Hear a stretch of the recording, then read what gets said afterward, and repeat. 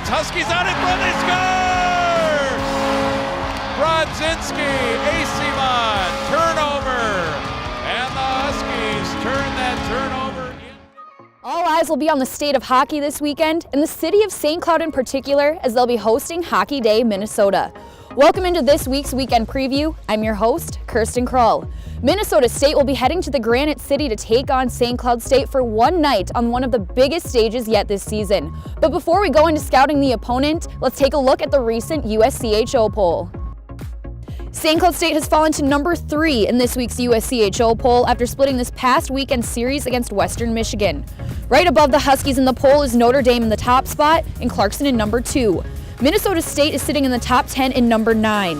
The NCHC remains well represented in the poll as Denver is ranked 5th, North Dakota in 7th, Western Michigan in 11th, Minnesota Duluth in 14th, and Omaha in 15th. The 2017-18 season road opener was a business trip for the Huskies down in Mankato. The meeting was a success for the Cardinal and Black as they defeated their opponent 4-0, and Jeff Smith stood tall in net as he stopped all 42 pucks that came his way.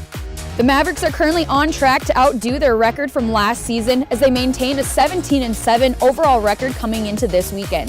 CJ Seuss will be a player for the Huskies to keep on their radar as he currently leads the Mavericks in goals with 13 and points with 30.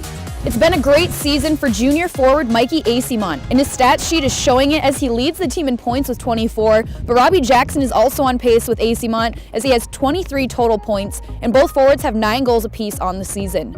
Blue liner Jimmy Schultz is also continuing his strong season with 23 points. The battle for college hockey's best player is on, and a familiar face to the St. Cloud area is in the running.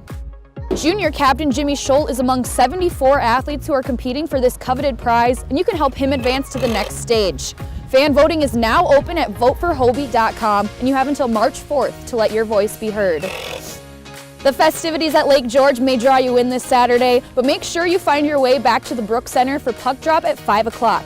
This game is also tagged as Youth Night, and youth will get in for free with a paid adult. If you can't make it to the game in person, you can tune in to Fox Sports North Plus or listen live at 96.7 FM The River.